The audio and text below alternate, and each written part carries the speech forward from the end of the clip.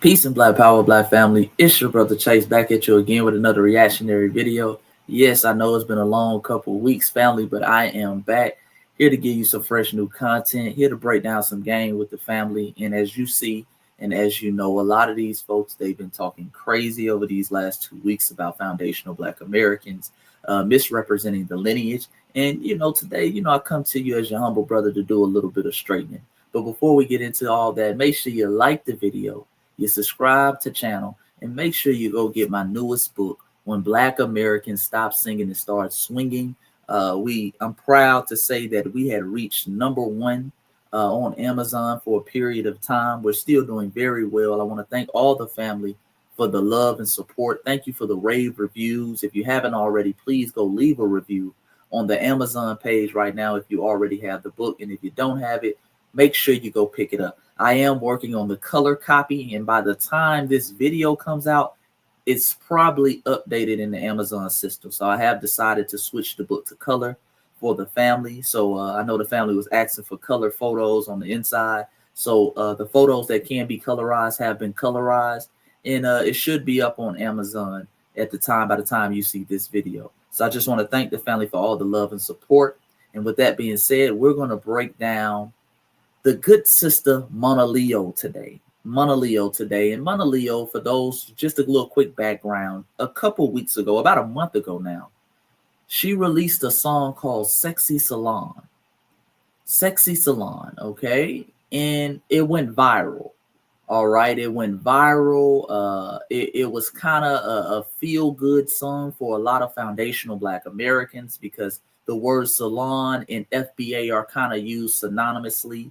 They pretty much, even the creators of the term salon have pretty much said FBA salon means the same thing. We're talking about the same group of people. However, inside of the video, a lot of people caught little caveats, okay, little things that were made you kind of scratch your head. One scene as well, and I'm not going to play the video here. If you want to see it, you could just type in Sexy Salon on YouTube and listen to it.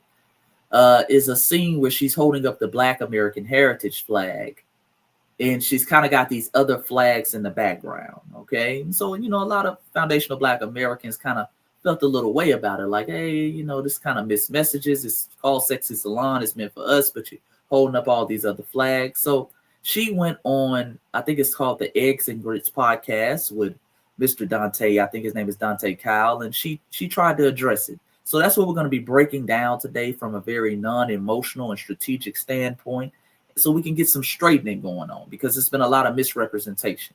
But like I said, make sure you like the video, subscribe to the channel. And with that being said, let's get into the video.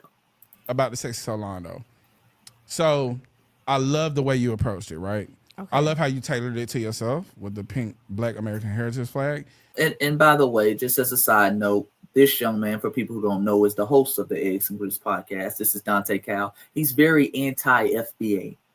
Every time he's talking about foundational Black Americans, he has something negative to say, okay? He's one of these people who seeks to misrepresent what a foundational Black American, the term, means, and to isolate it into some type of elite cult that is run by Tariq Nasheed. All right, and he is half FBA himself. His father, I believe he said, is allegedly FBA because he said his father is Black, and he's clearly descendants of Black people. But just because you're Black doesn't mean you're FBA, okay? It's a lineage thing, okay? And his mother is a white woman. All right, just for a little context, let's continue. But I also love the fact that you included all the flags throughout the diaspora. Oh, Lord. Okay. I think the thing that I don't like about FBA and ADOS is it seeks to isolate us as African Americans, as people who are descendants of slaves. Let's be clear, family. No one is seeking to isolate anything. We are identifying and taking pride in our own unique lineage, okay? This whole thing of this whole shaming tactic, every time we want to take pride in our uniqueness as individuals, is somehow xenophobic, or somehow we're isolating ourselves. No, we're highlighting our uniqueness. The same way a person who is quote unquote Black, who is Jamaican, can highlight their Jamaican heritage. The same way a person who is Black, who happens to be Nigerian can highlight their Nigerian heritage. Other groups around the diaspora have delineated and been delineated decades before we have. We are the last group in the diaspora to delineate, family. Everybody, all these other groups run around here with the same skin tone as us, waving their flag and talking about their uniqueness and their lineage and their culture. We say bravo, perfect. Shout out to you. The moment we do it, everybody's crying foul, okay? Let's not be hypocrites.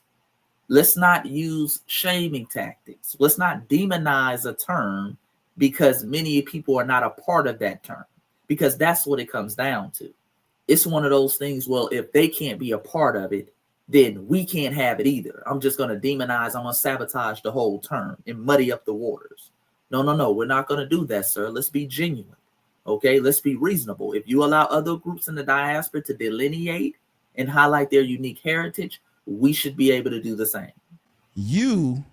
Because Salon is actually in that same lineage. Like, it's the same textbook definition. People who are indigenous descendants of slaves, right, specifically in America, right? Yeah, exactly. But without the segregation. It's an inclusion, right? There's a soul. There's no segregation, family. There's no segregation. And the creators of Salon, I'm going to put some of their blog posts and some of the things they've said on the screen. They are absolutely 100% against pan-Africanism. Okay, let's be clear. So this whole thing of you want to kind of uplift the term Salon, which is the same thing. Shout out to the brothers who invented or coined the term Salon, but you want to crap on FBA. That's disingenuous. Okay, that's very disingenuous. But let's continue. You know, so that, like, it's a whole thing, and it right? dates back to the 60s, 1960s, during the Black Panther movement. Correct. Soul food, soul train, soul people. That part, right? That whole thing. But I noticed that there's some revision. Well, there's some revisions being made, and there's these borders being put up around that term. Yeah, but you can't change. Okay, hold on, President. Hold on. Let's just do something real quick. Clarify. If we're gonna really do the knowledge, you can't. You don't be a cracker. Okay, you can't change the meaning of things. I agree. Created this term. That applies to you too. You can't change the meaning of what Salon means and what the creators meant it to stand for. I agree.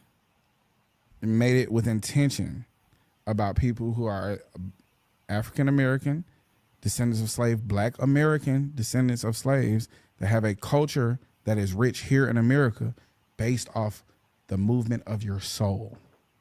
Okay? So you niggas not redefining that. Right. Okay? And that goes for you and our good sister Monaleo as well. We're not going to allow you to pan-African up the term. Okay? Y'all want to make it synonymous with pan-Africanism and you want to paint the pan-African brush over the term. No, it is what it is. We don't care if it makes other groups of people feel uncomfortable. You dig? But let's continue. I think the most important thing about being a Black American is, with the global presence that we have in our culture, with the copycatting that happens in our culture, with the denial of our culture, it's up to us to, like, morally take a high road when it comes to Lord. So, like, oh Lord. Oh, here we go, family. Here we go. Okay. Oh, this when they go low, we have to go high. Oh Lord, here we go. Brace yourself. Let's continue. The other folks can talk crazy shit about us, but the moment we say something about them, we're the ones in the wrong. No. Like, being xenophobic doesn't help anybody, right? No. Being exclusionary of other cultures throughout the diaspora, even if sometimes y'all do that to us, that ain't our role. It's not our role. Because I'm not combating hate with other Black people. Absolutely. Stop it. And let's stop it right here and let's cook on this for a minute. Family, we are not xenophobic as foundational Black Americans. Foundational Black Americans have never been xenophobic. We've been too damn welcoming, which has allowed other groups of people to willingly come here, as he admitted, and disrespect us because of how open we are with our culture. We don't put gates up. We don't set boundaries. We allow people, just because they have a similar skin tone, to run amok of our culture. All right? And what we're doing now as foundational Black Americans in the name of our ancestors and our lineages, we're doing some straightening. We're doing straightening. Ain't nothing xenophobic about doing some straightening. Ain't nothing xenophobic about saying, hey, man, when you step into my house, take off your shoes. I don't have a fear of you. I don't hate you, but take off your shoes when you come in my house. Make sure you wipe your feet at the door. All right? We got rules and regulations in this house. We've been over here since the very foundations of the country. We built the country. And we're not going to allow you to muddy up our name. Because that's what these other groups do, family. Understand this. When these other folks come over here and they do stuff, janky stuff, when they come over here and say janky things, even I was looking at the other day, you have two non-FBAs right now in the rap game going at it, and they're really getting nasty with each other. Cardi B and Nicki Minaj, they're talking about each other's children and kids and X, Y, and Z. That falls on Black Americans. When neither one of these women are Black Americans. They're not foundational Black Americans. You dig? Hell, Cardi B, in my opinion, is not even Black. You dig? Both of these women are from the island, but nobody's saying anything about Caribbean culture and how dysfunctional it is. And look how ugly it is. No one's saying anything about that. It's just falling on Blackness in America, which falls on Black Americans. So we're doing some straightening. So you got people out here now saying, hey, remember Cardi B and Nicki Minaj, all this stuff that they're saying going back and forth. They're Caribbean. Okay, they're Caribbean. Ain't nothing xenophobic about that. That's doing some straightening. You're not going to track mud all over our name and then we have to sit there and just take it. No. In this mindset of Dante Cowell and others, when they go low, we go high. That's the reason we're in the condition we're in now. I want y'all to understand that. The reason why they are so openly disrespectful towards foundational Black Americans is because of pan-Africanists like this, who when they say stuff that needs to be checked, they let them slide. But I want y'all to notice something. The same leeway, the same grace is not given to foundational Black Americans. When we say something that they deem divisive, they make sure to do a podcast about it. They make sure to wag their finger. They make sure to call us CIA agents. They never give us the same grace they show the tether class. So your brother Chase is telling you the days of us going high and ignoring it, those days are over because that doesn't work. When the tethers go low, I want you to go lower. Okay? When the tethers go to the flow, I want you to go to hell with it.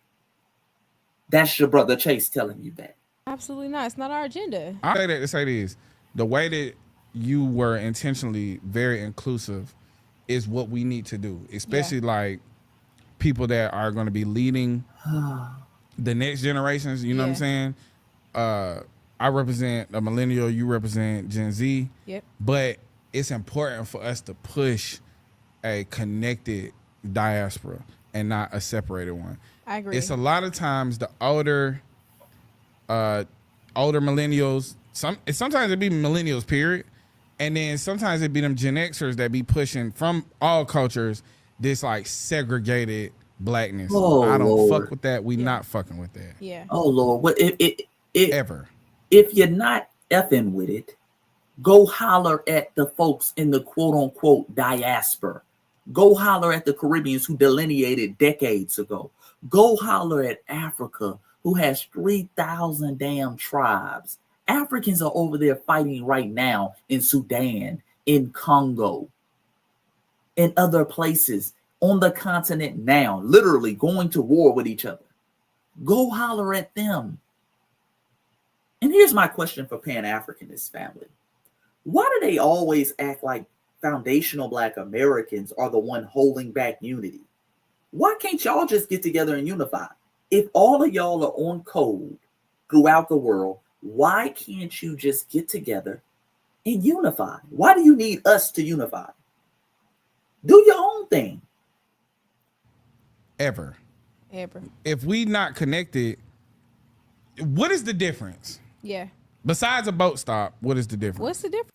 Oh Lord, here we go. Here we go. What is the difference, sir? We have different cultures, different traditions, different customs, different norms. We are a different people. We are a different people, sir.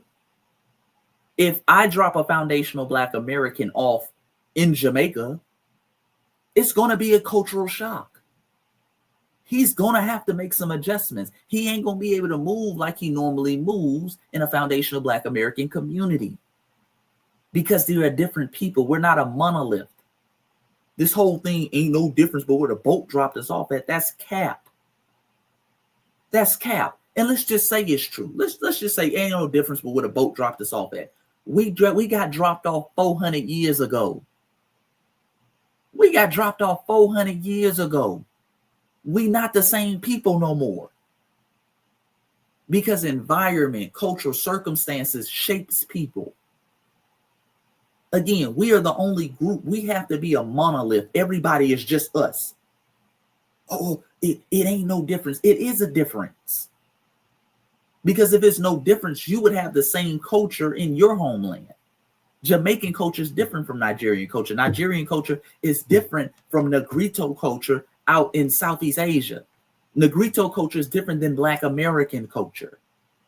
Just because you share a similar skin tone doesn't mean you're the same people. We are not a monolith, family. Goodness gracious. We shouldn't have to explain this in 2025, but I'll take the time to do it. I'll take the time to do it. Okay? When the police pull us over. Oh Lord. I don't think I can sit through another when the police pull us over, family. Let me just play the video. Listen. Are they asking, are you Jamaican? If everybody they ain't asking none of that. They're not asking that. You think them ICE agents asking that? You think they asking that? Look what the fuck they just did in Chicago. Okay, you did? This week. You think they cared about if them niggas was Haitian or Jamaican? They didn't give a fuck if they was immigrants or not. They didn't care. They was just like, fuck y'all. Everybody black, fuck y'all.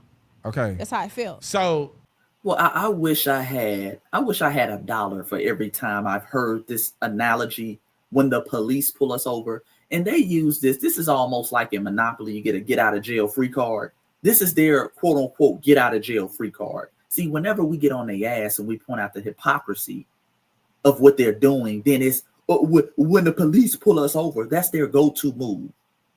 Let me tell you something, family. The police, ICE, do not define how we identify. Okay? They are not the determining factor on whether we have a lineage or not. Hell, when the police pull over a damn Asian, they don't know if they Korean, Chinese, Vietnamese, whatever you want to call it, Filipino. They view them as probably just simply an Asian. It doesn't mean the people in the car don't have a lineage.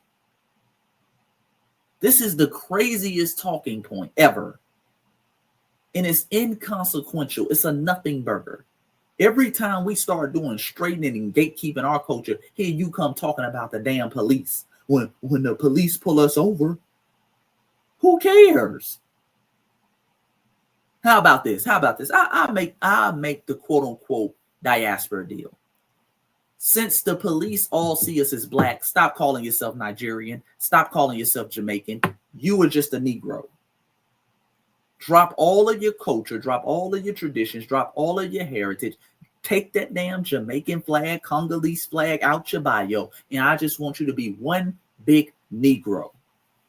Why? Because the police view you as that way. Then when all of y'all do that, then come talk to me, all right? I'm on that same timing though. I don't care. I need us to lock in. I don't care nothing about focus. I don't care nothing about what been said about me. I don't care nothing about what we done said about you. You gotta lock the fuck in. I wanted to create. Okay, and if you don't care, again, the hypocrisy, family. If you don't care, why are you talking about foundational Black Americans? If you don't care. See, it's this one-wayness. Okay, when we say something is foundational Black Americans, you don't like, you do a whole podcast. Africans say you ain't got no culture. Caribbeans say you don't know where you're from. You're silent. Oh, well, I'm going to ignore that. I got to lock in. That's cowardly. That's cowardly, brother. That's cowardly. A space for us to really fellowship and turn up and have a good time for 2 minutes and how long is the song? 2 minutes and how many seconds? However many seconds it is. I wanted to create a space for us to turn up and have a good time. And what I understand across the diaspora is that we have these shared experiences across the diaspora being Black under the umbrella of white supremacy. And it's like, I wanted to clarify that. And I don't really appreciate, and I'm just going to touch on this and we moving on because I really live in a space of positivity, but I just want to touch on this real quick. I don't appreciate people trying to demonize me and villainize me for speaking on my own personal experiences. Ultimately, there was a lot of conversation and nuance surrounding Sexy Solon. And I didn't anticipate, I thought white people would be mad. Everybody else who's upset, I didn't expect that. That was a little unexpected for me. But I just want to clarify for anybody who is referring to me as a tether. Uh-oh. I don't know where y'all got there from. I just want to say, if you ain't Black, stay the fuck out of business. I said for it, nigga. Lord, we got to get the estrogen out of this food, family. Lord, we got to get the estrogen out of this food. 3 certainties in life, family. Death, taxes, and folks blaming Tariq Nasheed for everything. Shout out to brother Tariq. 3 certainties. Death, taxes, and they going to blame Tariq. They going to bring up Tariq for something. Goddamn. The Dodgers lose a baseball game. That nigga Tariq Nasheed be in LA. He had people distracted, calling people tethered on the team. Lord, they gonna bring up Tariq. Shout out to brother Tariq, boy. That power and influence. I hope I have so much power as he has one day. I hope I'm able to have real estate in the minds of Negroes all over the country one day.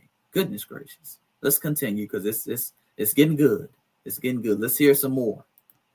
Stop all that fuck shit. But before I came on this pod, I wanted to make sure I told myself, you can't hide behind Deontay Kyle.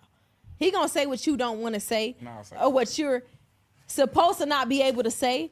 But it's like I wanted to stand in support of what it is that you push, and I didn't want to stand behind you because I feel like that's pussy. No, we side by side. I didn't want to stand behind you, and I feel like you agree with a lot of what I agree with. For sure. So I wanted to stand behind you, which is the reason why I wanted to come on this podcast and talk about what I wanted to talk about.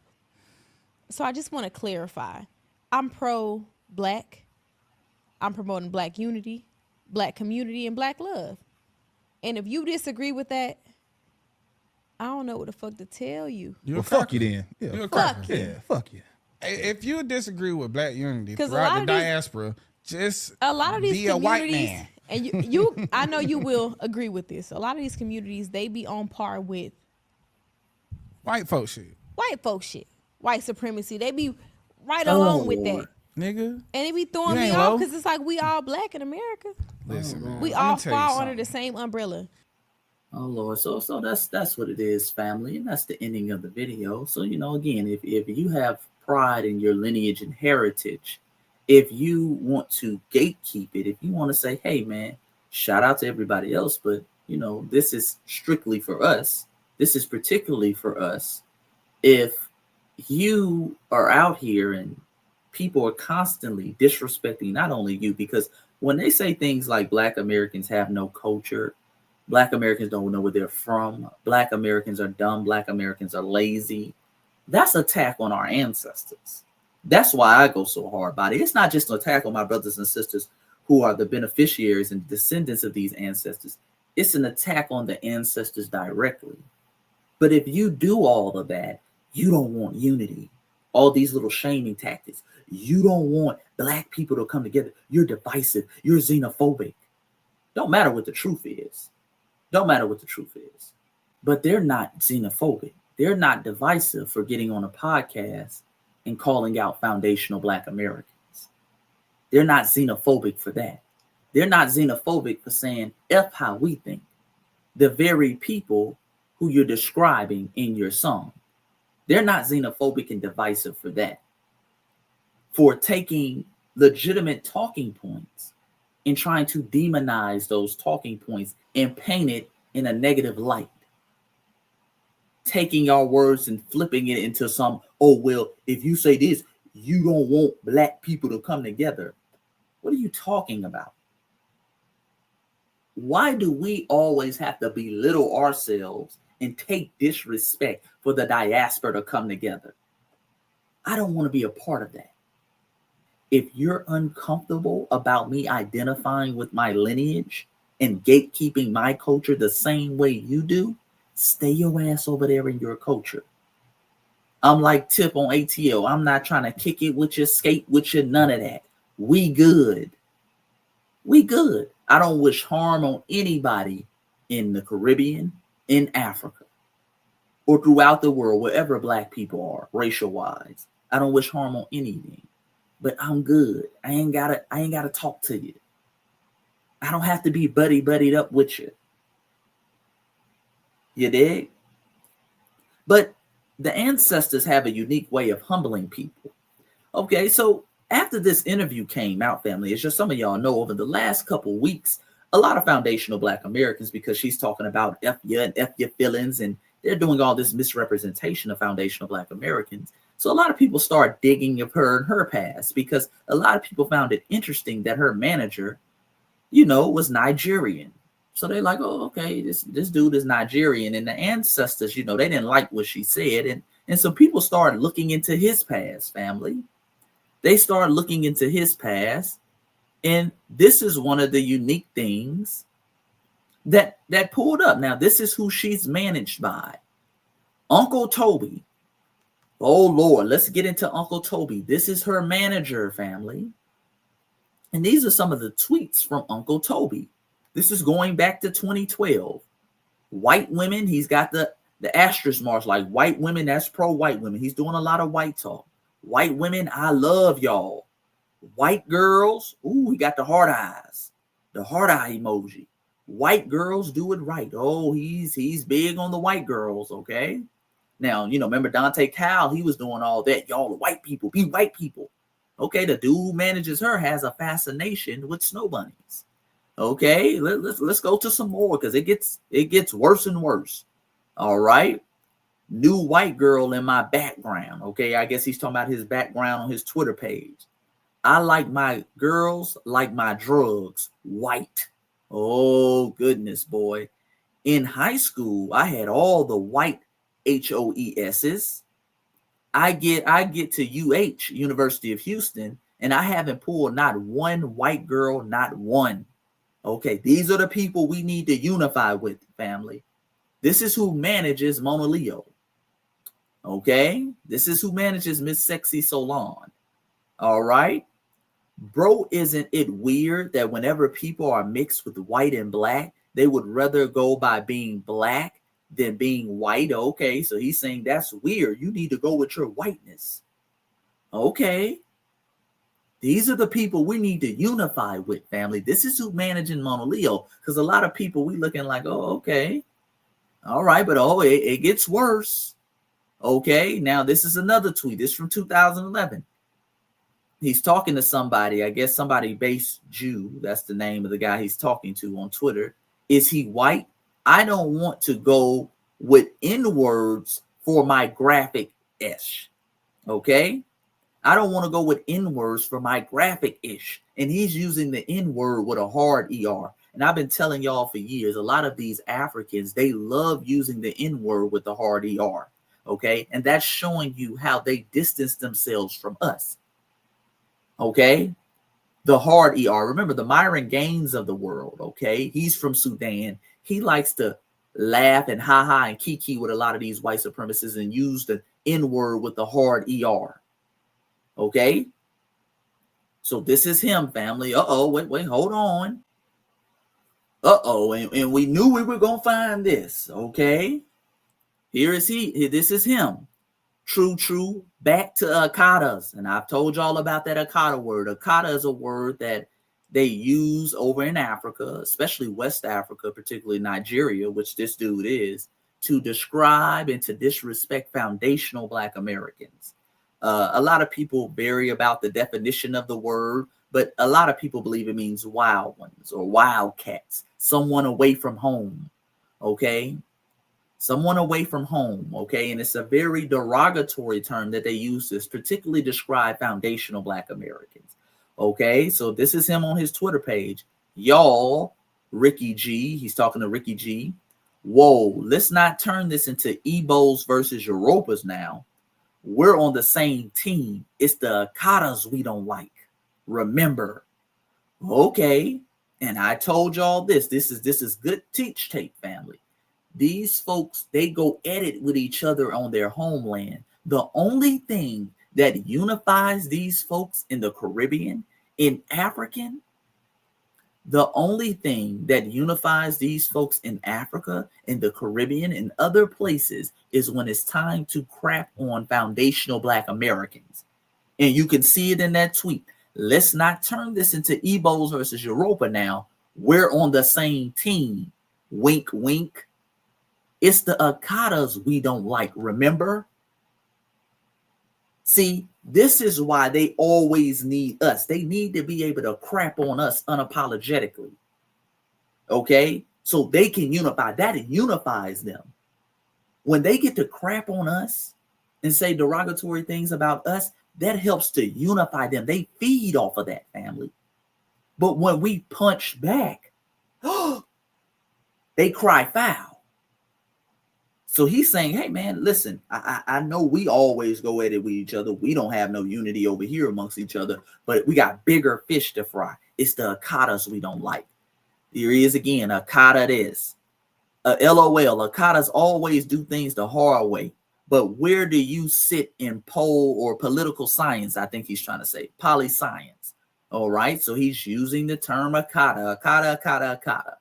Okay, this is who's managing Monaleo. And I know we're going to have some people who say, Chase, this is back in 2012. Man, this is back, this 12, 13 years ago. Nigga, why are you going back to over a decade? This is a long time ago, nigga. No. Let's be clear. Y'all go back to elementary school when it comes to your justification for shitting on us. Okay? Remember, when they want to crap on foundational Black Americans, they start talking about us calling them an African booty scratcher back in elementary school. Oh, nigga, when I came here in the 5th grade, I was called an African booty scratcher, something that everybody was called. All right? See, I love keeping us on the same standards. If it's okay for you to go back to elementary school, well, we can go back a decade on you. And my second question to the Africans who say, well, this was a long time ago when he was using the word Akata, when did he stop using it? When did he stop using it? When did all of a sudden he gain an obscene amount of respect for foundational Black Americans? When he started signing foundational Black Americans and making money off of them like Monaleo? And by the way, he disabled his whole Twitter page. Okay. Once the FBA family, shout out to the FBA family for revealing this, he disabled his whole Twitter page. All right. And what's interesting is he manages another artist, family. He manages another artist named Maxo Kream. And Maxo Kream, this young man in the back right here, who's standing next to Monaleo, so she knows him as well. Okay. She knows him as well. He had some interesting tweets. All right. This is Maxo Kream. I hope I never have kids with a bopping A-word Akata-ish. I will be disowned. Oh, Lord. He's going real hard body. He's Nigerian as well, family. He's Nigerian as well. If you dumb A-word black-ishes, I'm going back to African women. I'm the Akata killer. Now I'm start over that. Here's another tweet. Oh, he's going really hard body. F you dumb A-word black issues. I'm going back to African women. Then he put underscore Akata killer.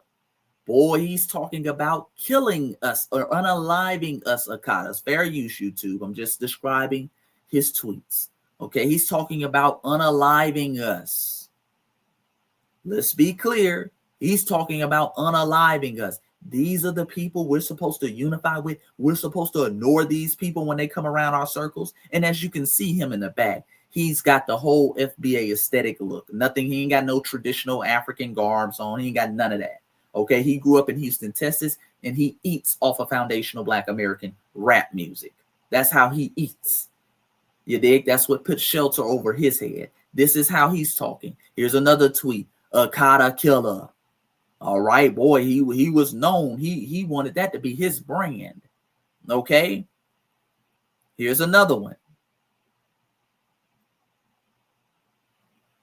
It gotta be my African side that keeps me going in school, because my Akata side be saying, F this dumb ish. Oh, Lord. Here's another one. Akata females be so ill. I guess he's trying to say lame. They be so lame. Now, this is a Nigerian rapper over here. He ain't doing nothing that highlights his Nigerian culture. Oh, well, yes, he is. Yes, he is. Calling us Akata. That highlights the Nigerian culture. I'll take that back. I was wrong on that. That is Nigerian culture, calling us Akata. All right, that's part of their culture. Here's another one. In the lab cooking up heat with some guy on some Akata-ish. All right. Another one. African gang. Akata killers. All right. This shows you the mindset, family. And this also shows you what they were on. See, all of them now, since we delineated, family, they try to act as if they were on some Pan-African stuff. It's us who holding Pan-Africanism back. It's us who are divisive. This is what they've been on, family. And my question again, for the people in the back who say, hey, Chase, this is over a decade ago. When did he stop thinking like this? When did he all of a sudden gain the utmost respect for foundational Black Americans? He didn't. He didn't. Some of them, since we delineated, they're just not dumb enough to tweet this type of shit no more. That's how comfortable they were. But see, now that we delineated, we doing our own thing, we on code, and they can't eat off of us. All of a sudden, hey, with Pan-Africanism, we all Black. When the police pull us over. All right, family, this is what they were talking about a decade, and this is who was surrounded by Monaleo. This is who she's surrounded by. This is who's managing her, and these are the artists that Uncle Toby, that's his name on Twitter, is managing. And last thing, I'll end it with this for our sister Monaleo, because you said this, sister. It's the last video. You said this in the same interview with Cal. Before we move on, because we moving on at all times. We got to move on. I'm not finna sit in this space where you niggas want me to sit in. Y'all want me to die. Y'all want me to kill myself. Peep the language. Peep how she's talking about and talking to foundational Black Americans. Peep it. Y'all want me to jump off a bridge for how I feel, and I don't respect that, because everybody feel how they feel. And I feel like people have been trying to make me an easy target. Like, you not finna go toe-to-toe with a politician. Y'all not, niggas not finna go toe-to-toe with people who are in a space, but they feel like a young Black girl in this female rap hip-hop space, we finna come down on her. I've been seeing you little pussy-ass tweets. She talking street talk now, fam. She talking about us. She talking about foundational Black Americans. Oh yeah, she shooting shots. Drop your shit. I've been seeing the pussy shit, and I just want to let y'all know I really don't give a fuck. I'm not reneging. I'm not going back on what I said. What I said was what the fuck I meant. And what I showed y'all, what I depicted in my imagery was what I felt. And if you feel some type of way, bitch, fuck you. I don't know what to tell you. It is what it was. I'm promoting Black unity, Black community, and Black love. And if that step on your toes, you a weirdo. And I don't know what to tell you. And I just want to end it off by saying that. Oh, okay. So my sister Monaleo, with that monologue that you gave at the end of the Eggs and Greets podcast as it pertains to foundational Black Americans who took issue with some of the imagery and some of the things in your video, okay? Are you keeping the same energy with your manager and the people you've been affiliated with?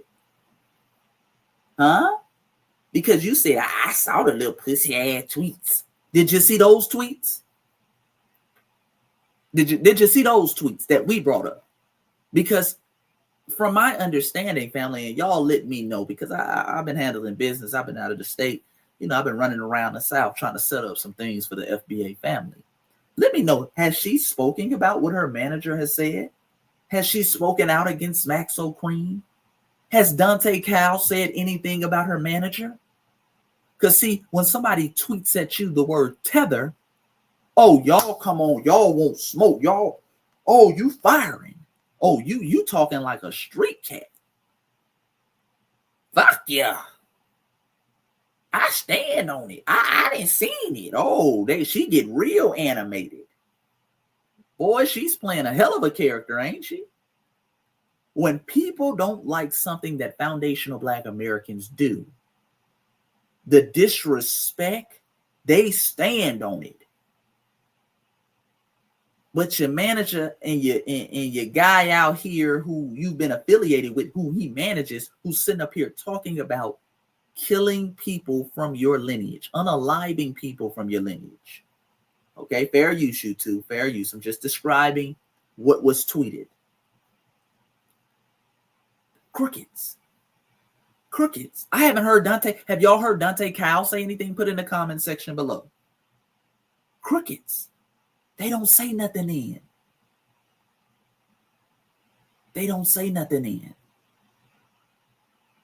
This is why a lot of foundational Black Americans have delineated, and this is a microcosm of what pan-Africanism has become.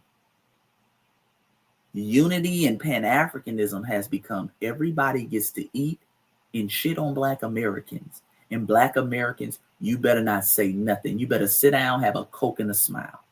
We not going for it no more. The same energy you keep with us, you keep with everybody. I would respect if she came out her next interview and said, hey man, I talked to my manager and I let him know that was some BS. And we ain't having that on my team. And until you come out and apologize to foundational Black Americans, you can't manage me no more. But I haven't heard anything like that, family. I've heard crickets. Dante Cal, we're all type of, he's all over here in other videos calling us CIA agents. And is it FBA or CIA? I don't know. It's the CIA. Is Toby part of the CIA? Is he part of the FBI? Is he dividing the diaspora? Is Maxo Kream, who's a Nigerian rapper, is he dividing the diaspora?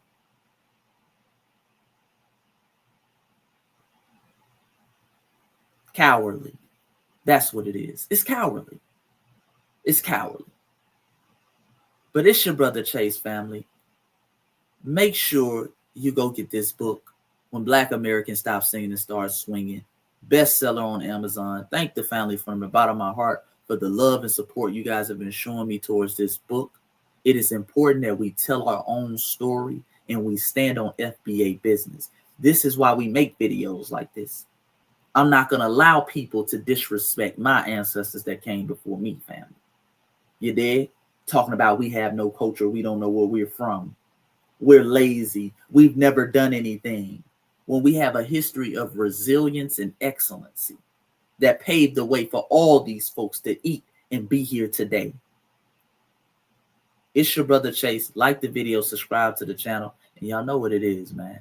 Until next time, peace and Black power. Foundational Black Americans, you are a phenomenal people, and don't let anybody else tell you different. I'm out.